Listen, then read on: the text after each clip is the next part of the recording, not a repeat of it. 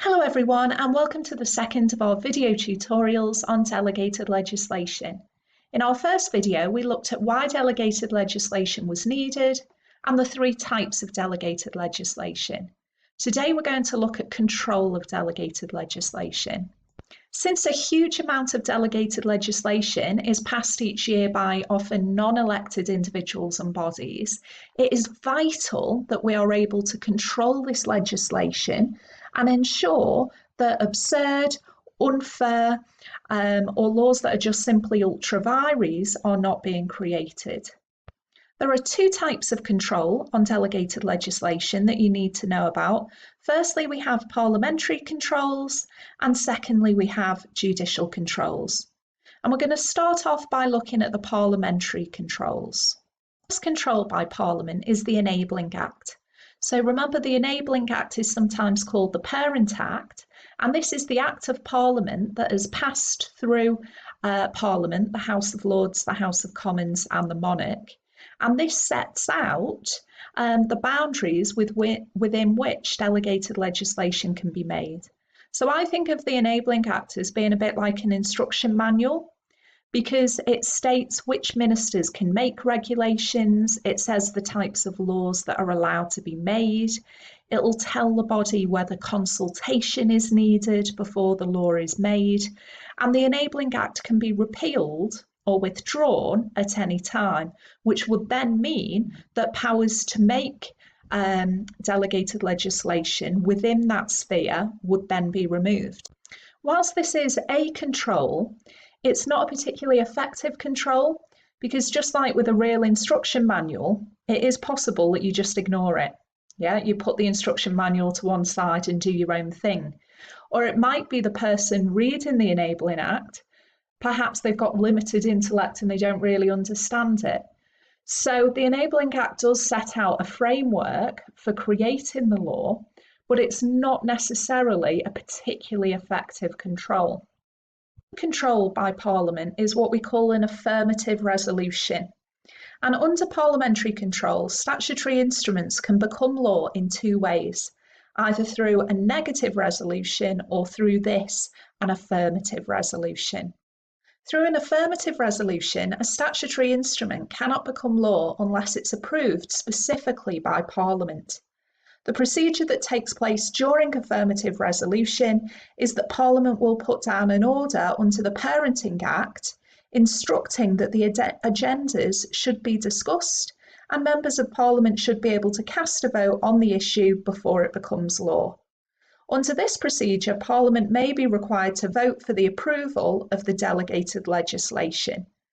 This control is quite effective as it does ensure that Parliament pays attention to significant issues and public opinion is fairly represented, since individual MPs represent different constituencies. However, the weakness of this particular control is that Parliament can only vote on the legislation. It can't amend the piece of legislation that has been put forward. An example of a statutory instrument which is subject to affirmative resolution are the codes of practice under PACE. And if you remember from our last video, when we were looking at statutory instruments, I said that the Secretary of State has power to issue codes of practice regarding to police under the Parent Act of PACE 1984. But before these codes of practice become law as a piece of delegated legislation, they need to be voted on by Parliament. Statutory instrument is to become law through negative resolution. It has to have been drafted and should be presented to Parliament within 14 days. If it faces no motion of cancellation, it becomes law immediately. However, if an annulment motion is put down by the opposition party, then the statutory instrument is debated in both houses. If both houses still pass an objection, then the delegated legislation is cancelled. So basically, for this situation, a statutory instrument is published without a debate, but it can be annulled within 40 days. And you can see here about 2/3 of statutory instruments, so most of them are passed via negative resolution. And that means most of them aren't actually considered by Parliament. Control by Parliament is the super-affirmative procedure, and the super-affirmative procedure involves an additional stage of scrutiny where Parliament considers a proposal for a statutory instrument before the statutory instrument is formally presented or laid. This procedure is used for statutory instruments that are considered to need a particularly high level of scrutiny. Super-affirmative procedure, a minister presents a proposal for a statutory instrument and an explanatory statement. Committees in the House of Commons and the House of Lords consider the proposals and can make recommendations. Then the minister can formally present or lay a draft of the statutory instrument under the affirmative procedure. And this is sometimes required to oversee legislative reform orders which need this extra scrutiny under the Legislative and Regulatory Reform Act. Delegated legislation is also controlled through Parliament through consultation. Often experts within the relevant field and those people who are going to be affected by the piece of delegated legislation are often consulted before the law is made. And this is an effective control, but not all enabling acts require consultation first, which of course it's going to limit its usefulness. Another control by Parliament is the Joint Committee on Statutory Instruments, and all statutory instruments are subject to review by the JCSI, which reports to the House of Commons or the House of Lords. And the committee is in charge of reviewing delegated legislation and informing Parliament on delegated legislation that requires special consideration, including legislation that allows the statutory instrument to go ahead of its power, such as imposing tax or producing retrospective legislation which wasn't granted by the Enabling Act, or passing legislation that prohibits the court from challenging that piece of legislation. However, the disadvantage of this committee is that it can't itself revoke or amend a piece of legislation. It can only refer it and make recommendations to Parliament. Another problem, of course, is the huge volume of statutory instruments that are being produced each year, which means the workload of the JCSI is great and is going to limit the amount of checking they can do on each individual piece of delegated legislation. Let's have a look at the second control on delegated legislation, which is judicial controls.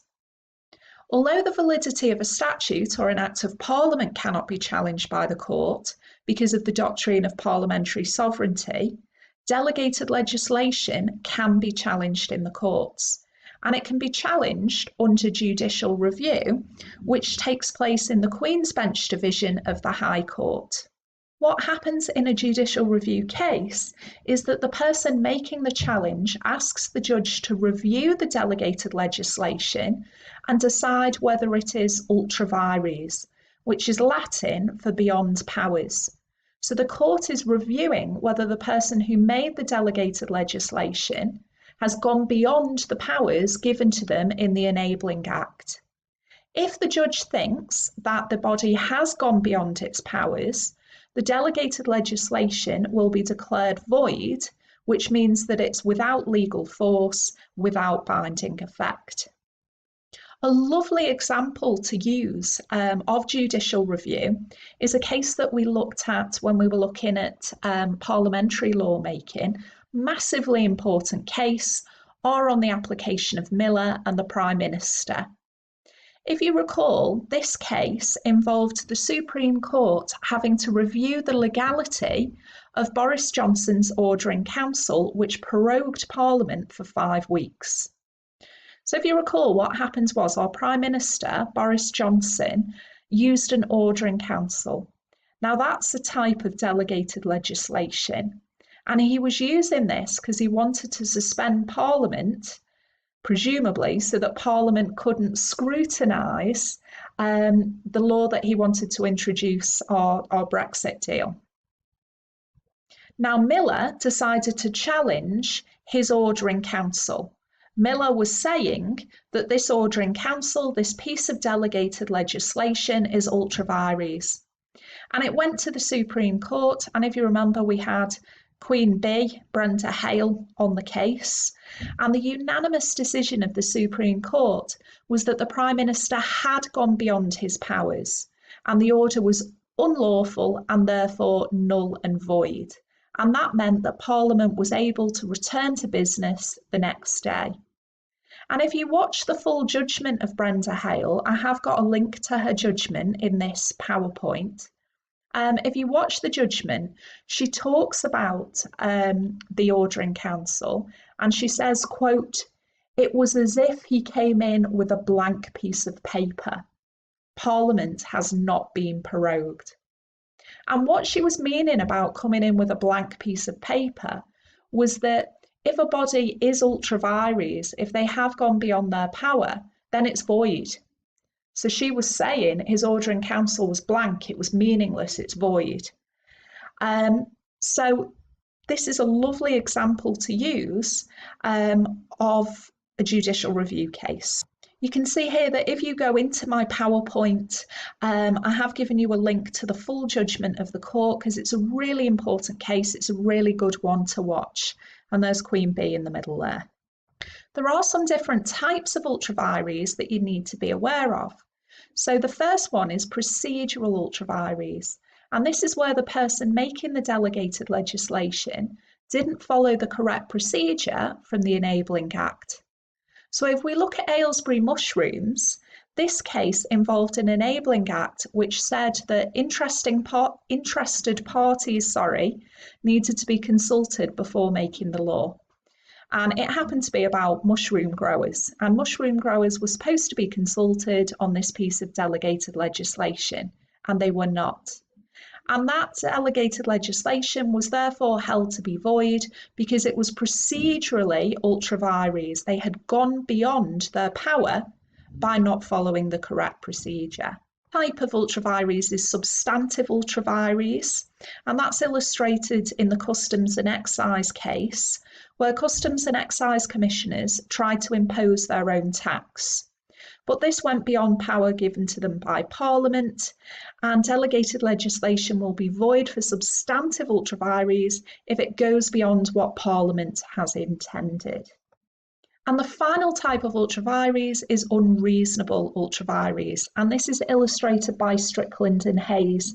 And this is quite an amusing case because in this particular bylaw, the local authority had tried to ban singing or reciting any song or ballad and the use of swear words in public and in private.